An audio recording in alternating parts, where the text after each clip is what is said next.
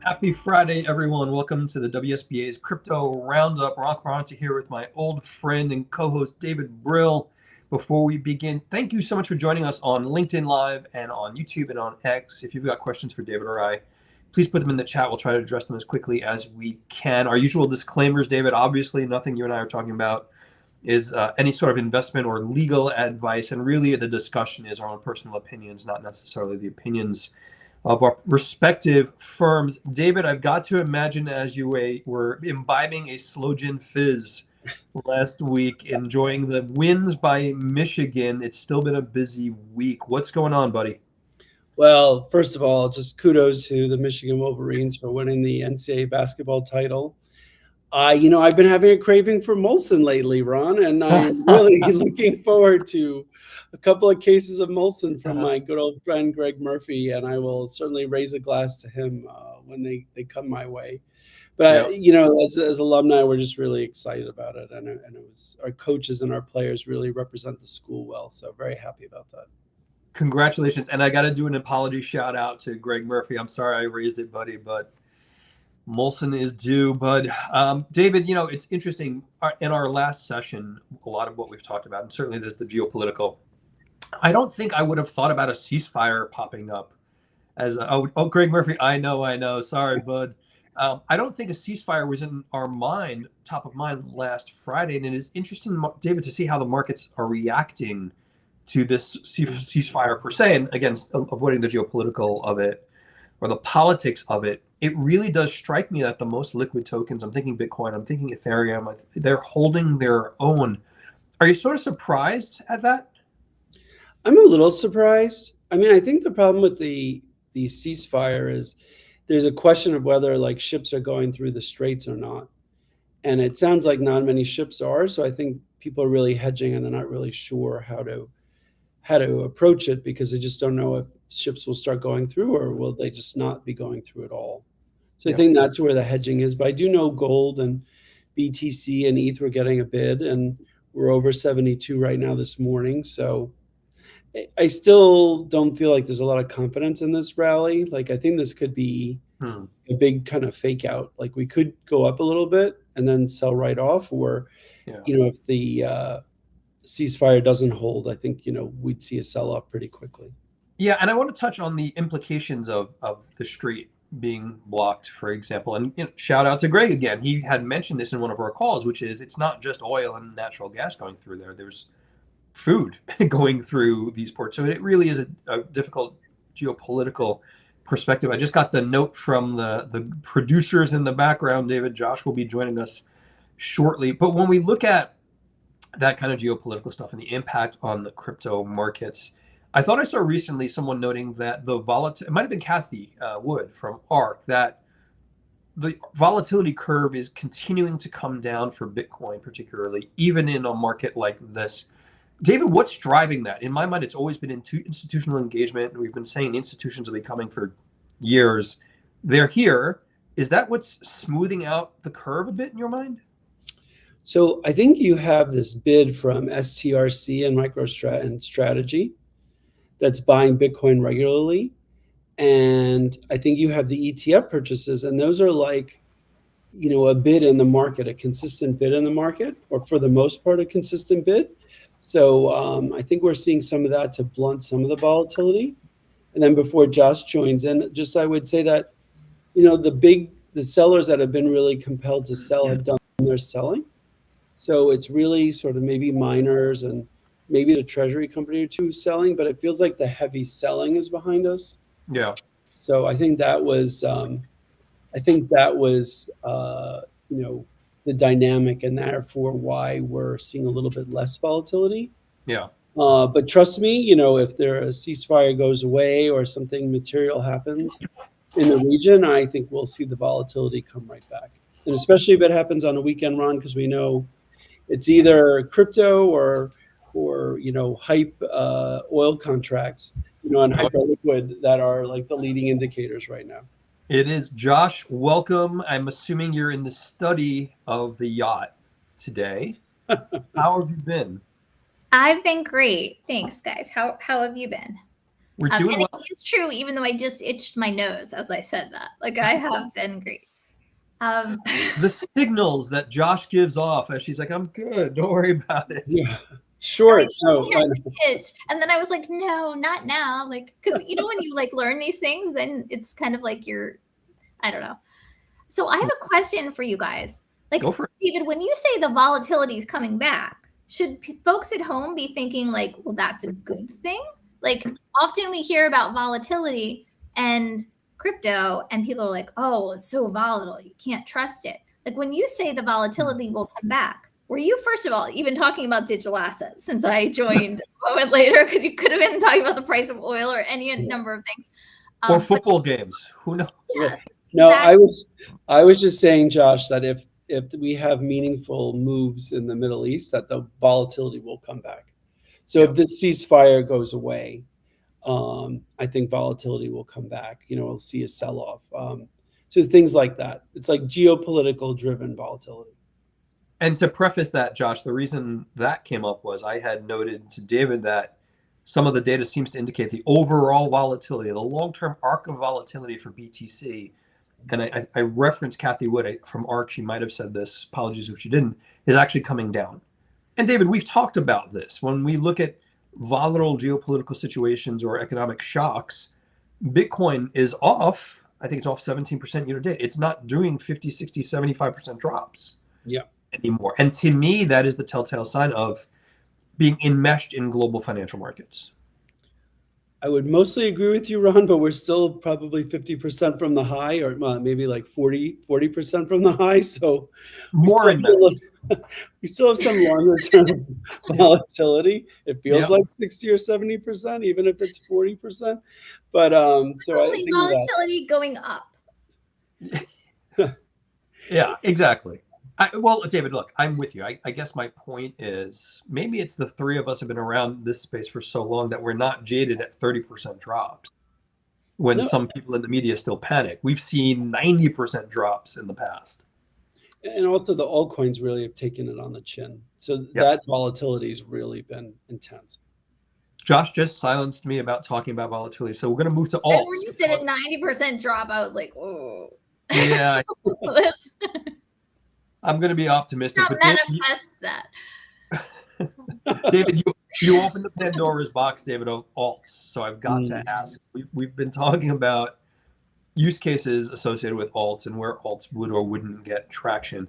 I don't see the alt index. It's not clearly in alts' favor, but is it taking a long time for alts to get traction, the ones that at least have use cases, because of the economy and global events, or is it something more systemic? I think it's really tied to the Bitcoin and Ethereum price. I think if we see Bitcoin and Ether, start going on an uptrend, that we might see, alts also go up. Yeah. But I think they're really tied to Bitcoin and Ether right now. But again, like we've said on a broken drum, the alts, some of the really quality projects keep building. There's more utility. There's more integration. So, prices are back in 2020, but the utility of the projects are really in 2026 and meaningfully better. Yeah. So I do think there's this interesting dichotomy that's going on there. Yeah. I'm assuming David's on the hotel Wi-Fi, Josh. That's why we keep losing him a little bit. Oh, I am. Yes, I'm in New York. I'm here in the city, and you'd think we're in Manhattan, the Wi-Fi would be okay, but it's always what are you David, do? Josh. No worries, David, Josh. I wanted to talk a little bit about. I did it again this week, David, as the three of us always text about. 8:30 this morning, we got CPI data.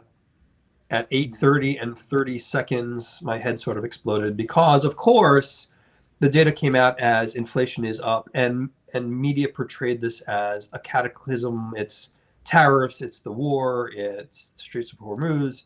When you peel back the layers of the data, core CPI is actually down. David, correct me if I'm wrong. I don't remember the number. I think it's like 2.1 or 2.2%.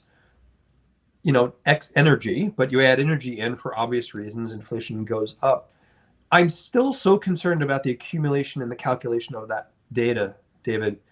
How do you anticipate, and Josh, you as well, how do you anticipate firms responding to news like this in the crypto space? I To mean, respond. oh, go ahead, Josh. No, Go go ahead. ahead, please. No, I want to hear what you say first. Look, I think people are going to still build. I mean, I don't think this really affects them on a day-to-day level. I do think that if people thought that we'd get extra liquidity in the market and the Fed printer going burr, and interest rates getting cut, I don't really see a path for that right now. Yeah. So there's going to have to be another way for liquidity to come in, because I mean we have rising inflation, a slowing job market. That's not a combination to be lowering interest rates, because if you lower interest rates, then you'll get more inflation. So I don't think that is part of the equation right now. But do you believe those inflation numbers?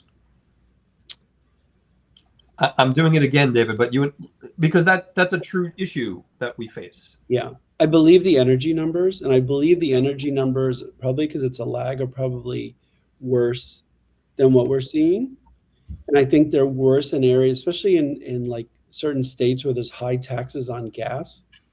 So like we may have elevated prices for oil and gas in Florida, but in California it's like double, because they have like $5 of tax or $4 of tax for a gallon of gas. So I think certain states and certain areas are going to be feeling it a lot worse than others. Yeah. Josh, I've got to assume the Claimant Family Office is responding to the economic data. What did you want to add to this?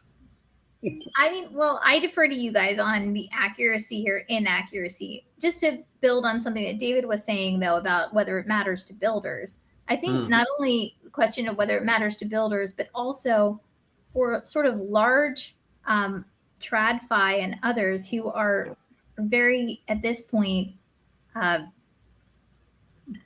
the wheels have started moving and they've said that they're going to be doing certain things. I don't think they're stopping. I don't see it slowing down, at least not from my vantage point.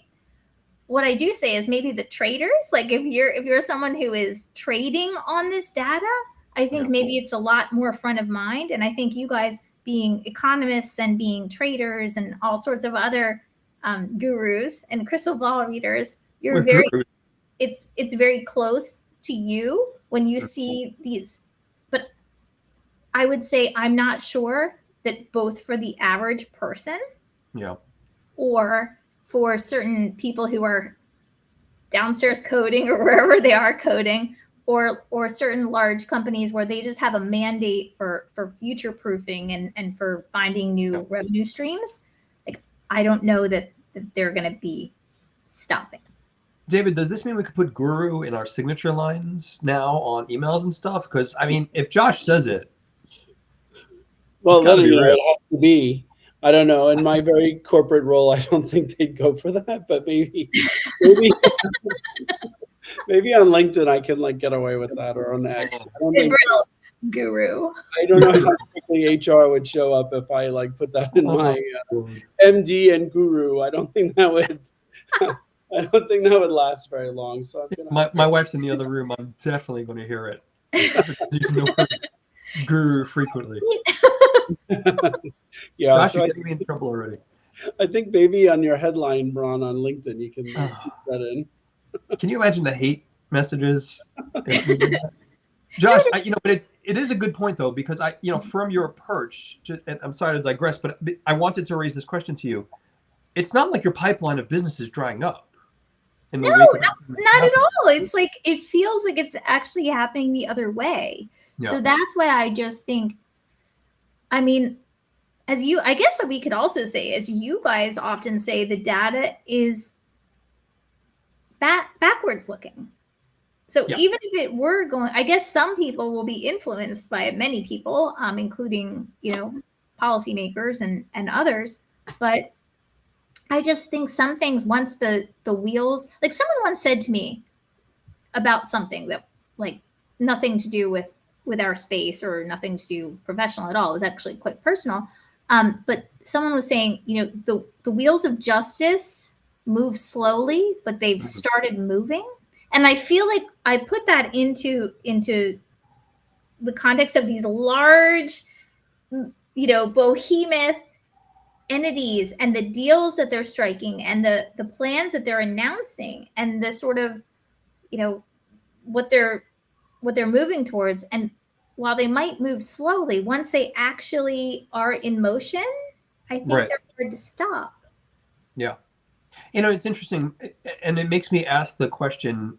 I keep coming back to it, David. And I'm going off script entirely. I have it in front of me. I have no idea what we're supposed to be talking about, but I'm seeing more and more of the use cases. Some of those use cases are tangential to AI, for example. Josh, you and I have spoken about this, and it just makes me feel like once we get through the headwinds, it feels the wrong word. My anticipation is once we get through the headwinds of some of the stuff that's happening, geopolitical stuff, economic shocks, potentially employment changes, we should talk about that as well. There really is a significant upside, it feels like, is building, David. Do you agree with that perspective? Yeah, look, and Mark Andreessen was talking about how crypto is like the great uh, currency for AI and AI agents to Right. use. No, I really think there's a lot of things that are going on. There's a lot of progress that's being made.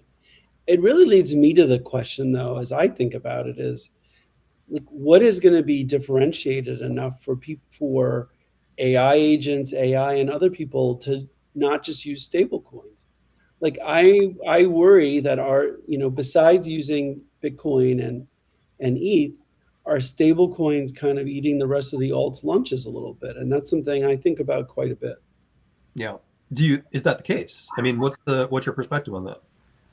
Well, I think this is the reason why we need to see other, token projects like with use cases really being incorporated into our daily life and into the economy, into Yes. the business economy.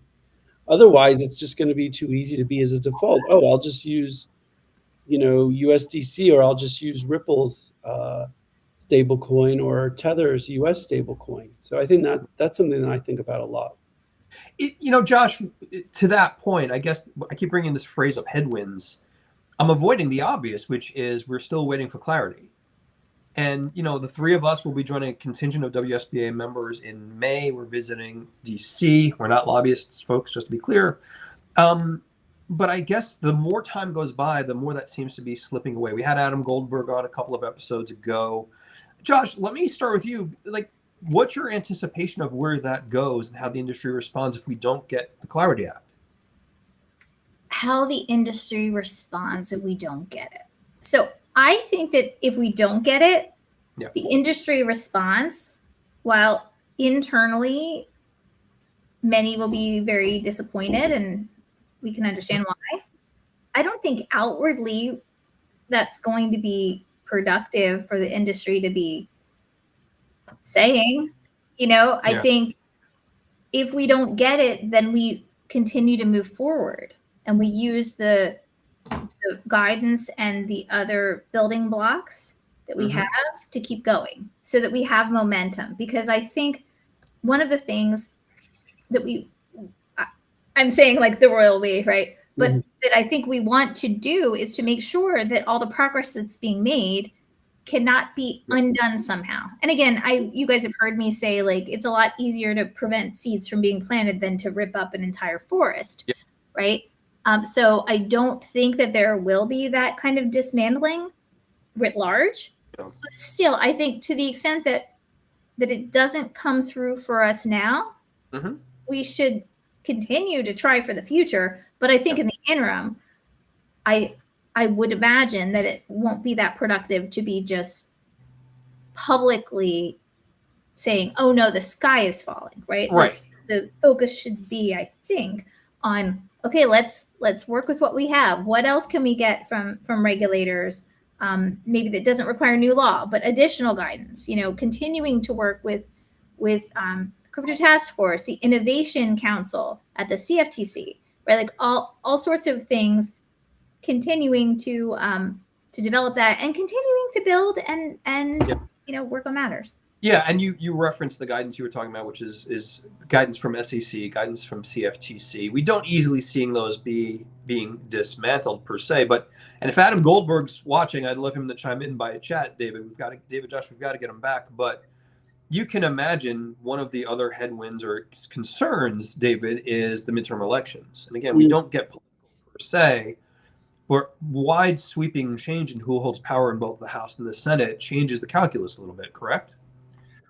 Yes, and I think if we don't get something in the next like 30 to 45 days, then we don't see anything before the midterms. Yeah.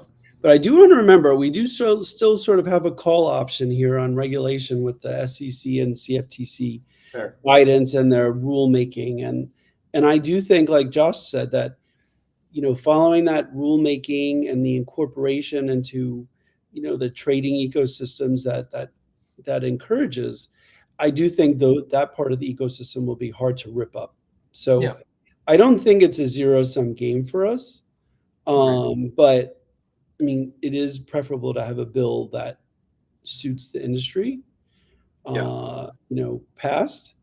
But let's see what happens. I just feel like there's so much, regardless of the bill itself, I just feel like there's so much rancor between the parties. I also worry, like, is there a willingness to pass something bipartisan this late? And is there a concern, like, do Republicans get an oversized amount of credit for the bill getting passed, even if it's done on a bipartisan basis, so close to the election? Now, of course, we don't think of it in a partisan way, but we can't be blind to it. Yeah. Josh, did you catch the traders term that David weaved in there? We've got a call option on regulation. Very, very, very slick. David, Josh, so let's dig into a couple of other, and I keep using the phrase headwinds. Someone out there can tell me to shut up and stop saying the phrase headwinds. For anyone watching, Josh will be one of the panelists on our quantum webinar happening on April 28th. And Josh, I wanted to ask you I want to talk about the headlines. And again, I don't mean to be bashing media here, but some of the headlines we've seen in the wake of the Google report on quantum is, paraphrasing, crypto's doomed. Bitcoin's doomed. Harvest now, decrypt later. Josh, you've got an amazing evolution of that phrase that you heard somewhere. Is that hyperbole as well, Josh? I mean, I think as we discuss quantum, we should also bear in mind that there are efforts for quantum proofing, right? So yes, not just bad guys using quantum.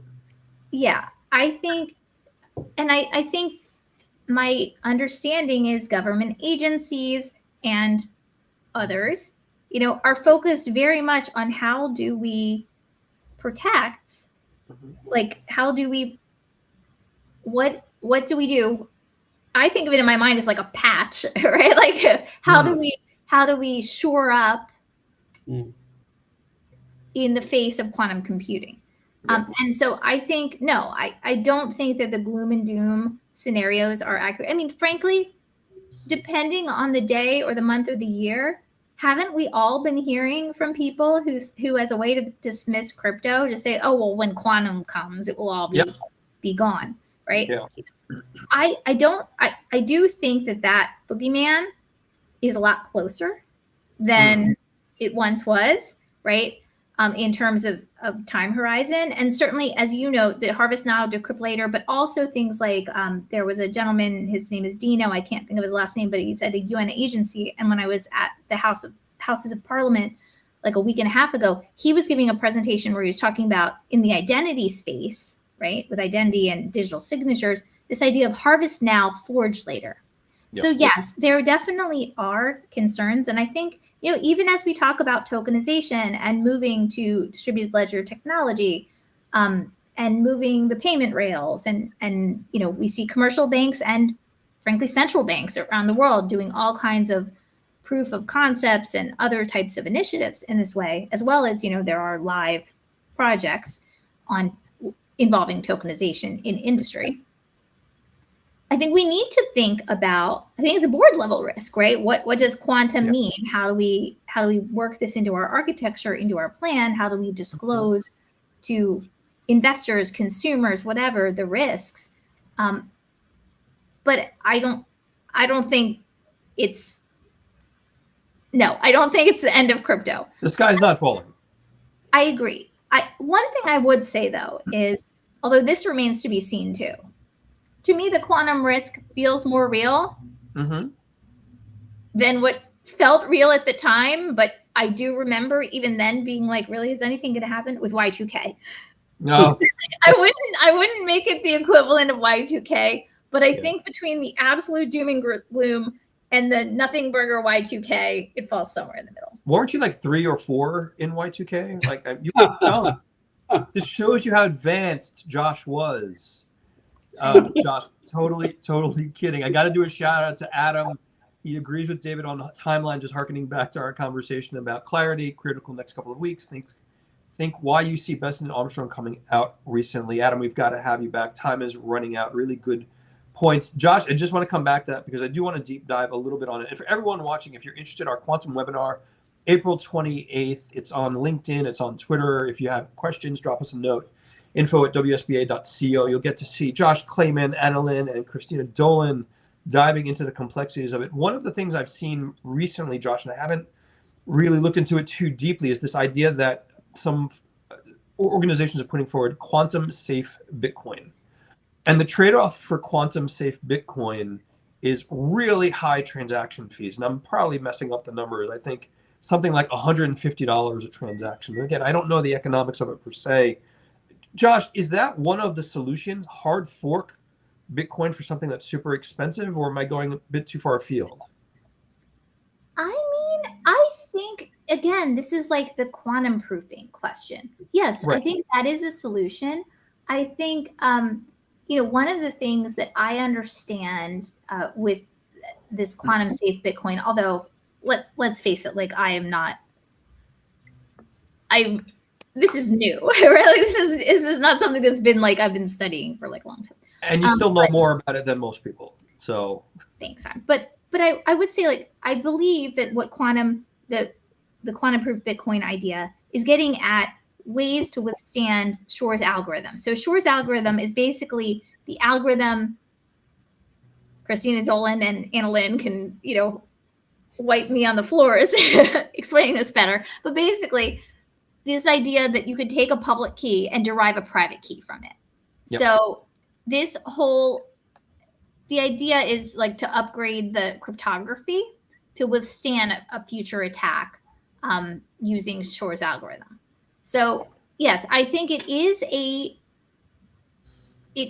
possible. I think I'm just checking right now, actually this moment, and I see that there is this article from today, which I just saw on CoinDesk. This may be what you're referring to. Darkware. Yeah. Quantum safe Bitcoin now possible without a soft fork, but costs $200 a pop, new research shows. And it's a Starkware researcher. And this article is by Sam Reynolds. So if anyone's looking. Yeah, I mean, like I said, people are looking into solutions. Yeah. David, I've got to pull you into the quantum. I don't know how much you've researched this, but I've got to imagine, did you make a deposit on the first commercially available quantum computer? Did I see that correctly?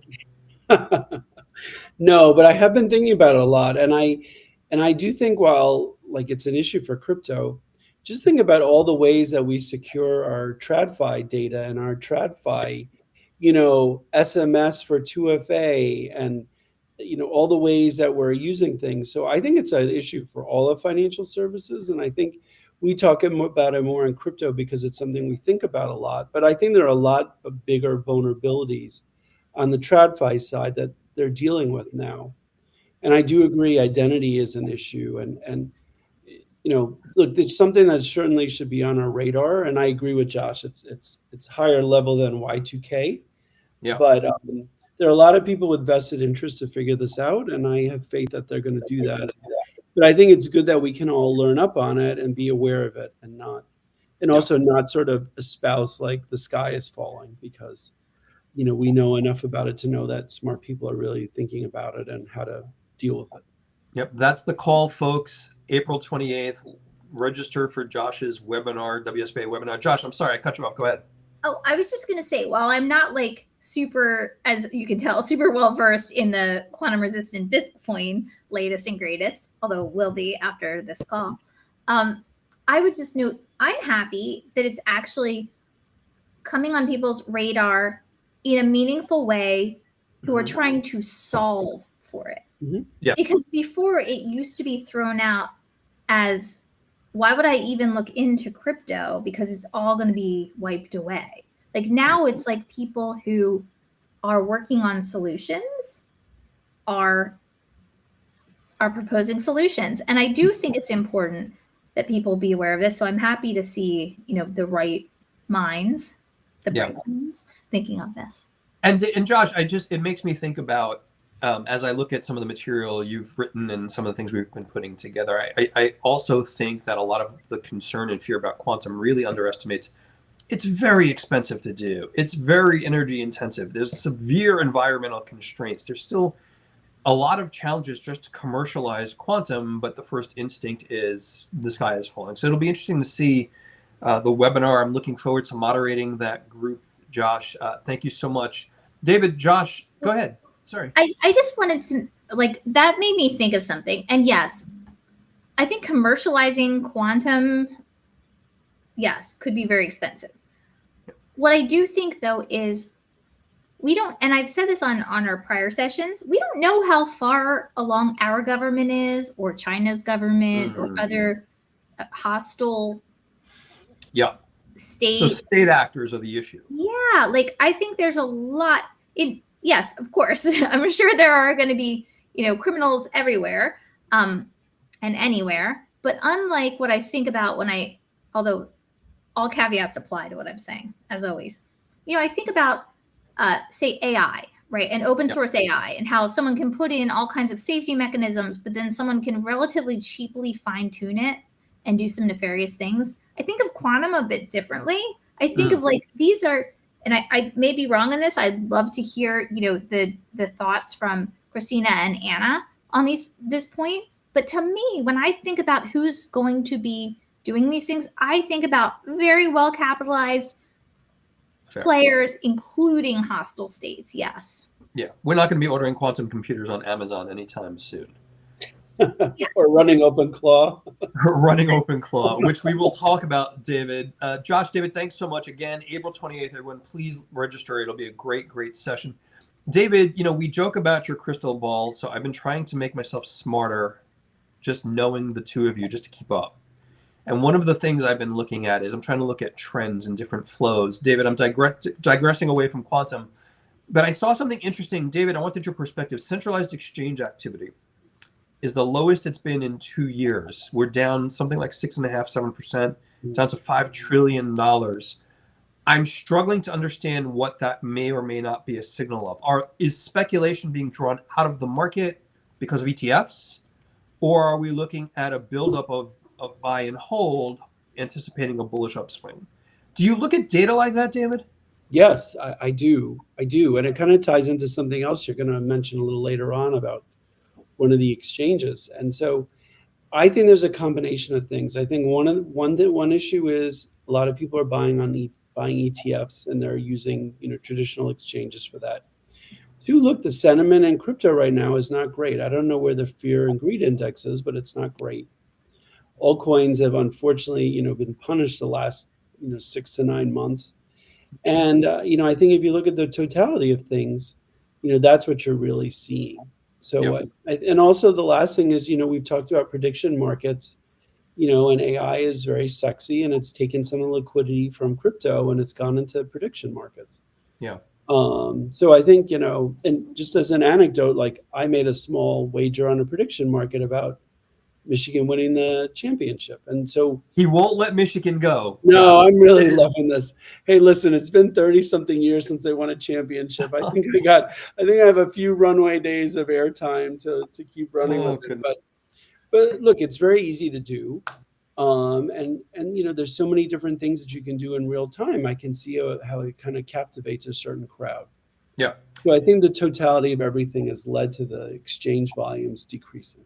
Yeah, David, I just want to touch base on fear and greed index, which I've now given up on because I'm looking at one now that says 44, which 100 means everyone's in on Bitcoin and it's great. And I've seen another one that says 9. So fear and greed indices are some of the most subjective things that I've seen. Josh, what do you think on anything David just said, not including the fear and greed index? Well, I mean, talking about fear and greed for a second, that's what went into my mind. I just was thinking for a second, I thought, well, who's fear and who's greed? So, And now she gets philosophic with us. I can't keep up with the brain you have, Josh. David, I'm glad that you raised. By the way, Josh, as an aside, David's comment that Ron will be talking about this exchange later, I totally forgot until he raised it. So, David, thank you. so funny. The cue. So everyone's seen the news. We have no economic interest in them, and they're not members. But Gemini, the exchange founded by the Winklevoss twins, who've been long members and long participating in the crypto space, has been having problems. The IPO, I don't think, helped, David. It's been down significantly, and the word out is that Ripple has thrown them, I don't want to call it a lifeline because there was a really interesting take on it, but it makes me go back to Warren Buffett's old phrase, and I'm paraphrasing, which is, when the tide goes out, you see who's standing in the water naked. And I don't want to impute anything to Gemini other than it's a tough business, exchanges. David, Josh, what are your thoughts on, is this the beginning of a wave of those that can't make it go away, and the survivors are what's left to grow the industry? What do you think, Josh? So I think that's always the story, holding aside from Gemini, right? Like holding aside Gemini, that's always the story. Like so many projects, so many companies fail, so many, like some succeed, some merge, some are acquired.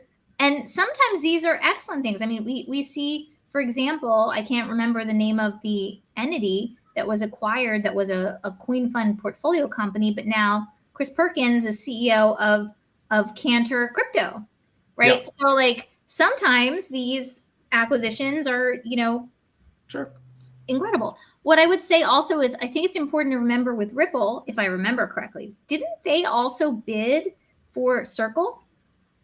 Right. I'm trying to recall. I'd have someone in the audience might be able to tell us, but I think so, Josh. I think they were bidding with Coinbase for USDC for Circle. I think that's right.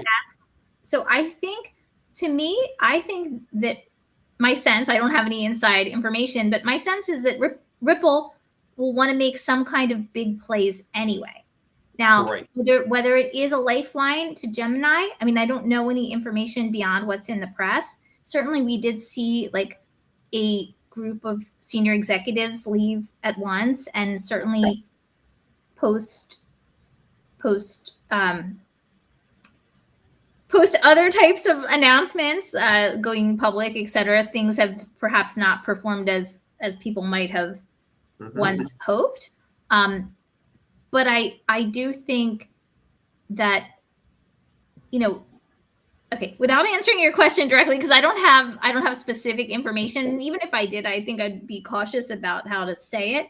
But I think just looking at Ripple for a second, and I don't want to link it to the price of XRP or anything like that. I would just note that it seems like they have been wanting to make some kind of big play. Yeah. Right. To sort of, as you're saying, evolve, move forward. What's the next thing? Because I do think in our space, as in many spaces, and I don't mean this about any entity or any person, but it's evolve or die, right? Yeah. So what is the value?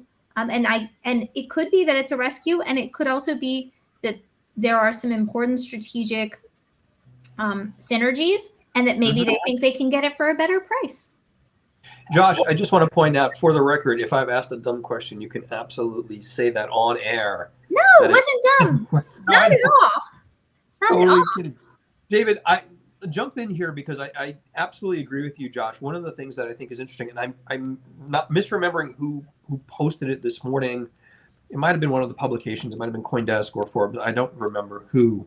But the gist of it, David, was that it's not a lifeline per se, but it's actually a distribution deal for Ripple. Yeah. Yeah. And that's a really smart take, because it suddenly opens up the strategy around, we can help you out. The price of that help out is RLUSD and getting it out there to customers. Is that a smart play, David, strategically? Well, look, it's a distribution channel, yes. And look, I mean, I think Ripple has a good stablecoin product, and they want to get it on the market, and they want to be competitive with Tether and USDC. So there's obviously different ways to go about it. So I think, they're being strategic here. I think a broader issue is that, we've talked about a convergence with TradFi and crypto. Mhm. And we always thought about it in terms of like a big move and buying a big, crypto exchange and paying top dollar for it. But maybe this is an instance where there's some convergence where, not every company is succeeding, and there's an, opportunistically having a chance to buy something, at a decent price, or, at a discount, just because Yeah. of the way the company's performing. So again, I definitely have no inside information. I'm just going by Sure. what we're reading. But look, I mean, there's oftentimes if companies are struggling, another company come in, they'll see technology they like, and they'll want to acquire it. So it's Yeah. just interesting. And I think we thought there would be a premium paid for crypto exchanges to be Mhm. bought by TradFi. And in this case, that may not be the case. Yeah, agreed, David. And I think part of that might be also if you look at the activity again, the quote unquote lifeline from Ripple, they've had to close business down in Asia and Europe, for example. So Yeah. it certainly takes, from a valuation perspective, that certainly pulls the number down, I would argue. David, Josh, we're coming up on time soon. I feel Josh wanting to say one more thing. So Josh, go. I was just going to say, well, once you call it a lifeline, that seems to have downward price pressure of itself, Yeah. right? Like, so I think that's one of those things. Headlines are what they are, and they don't always just report the news, but sometimes they influence the news. That is 100% right, Josh. And I have used the word lifeline way too much today. David, Josh, David, I meant like if that's what the headlines are saying. That's what I meant. Oh, believe me, both. David, Josh, I want to end off with a couple of things. One is we didn't talk about options, David, and I'm assuming you've got some large option positions that expire today. It's a big number today, David. It's 2.2 billion across BTC and ETH options. Kind of TradFi level numbers we're talking about. What's your take on those expirations? I mean, it's a really interesting time right now because we just don't know what's going to happen, in the Middle East. And so we don't know what announcements may be made after hours on Friday, as we've seen a few after hours announcements after trading. So I think people are being a little cautious and just protecting themselves and, selling calls and things like that. So I don't expect big movement before the market closes. After the market closes, that's a whole nother story, I would say. It's not helping my sleep to wake up at 2:00 in the morning and see what's happening in Asia trading, David. I've got to stop it. David, Josh, we're almost at time. Josh, David, we've got busy weeks coming up. I'm still working on our Washington trip. We've got webinars coming up.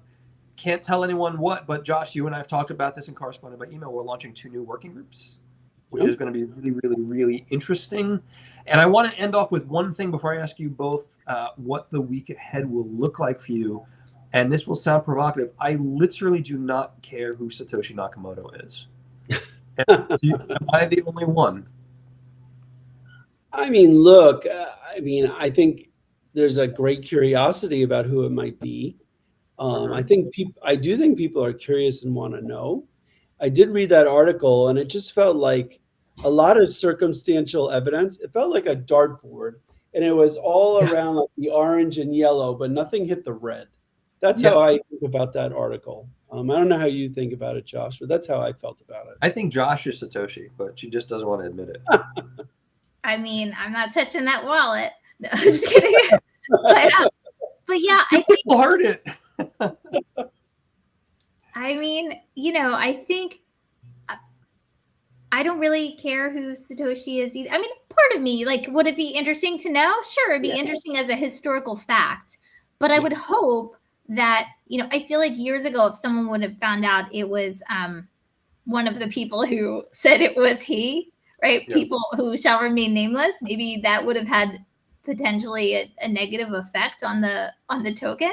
At this point, though, I mean, even if and when we find out someday who it is, if that ever is the case, I feel like, Bitcoin is a machine that runs itself. It has a life of its own. And we might feel differently, though, if Satoshi's wallet starts moving, right?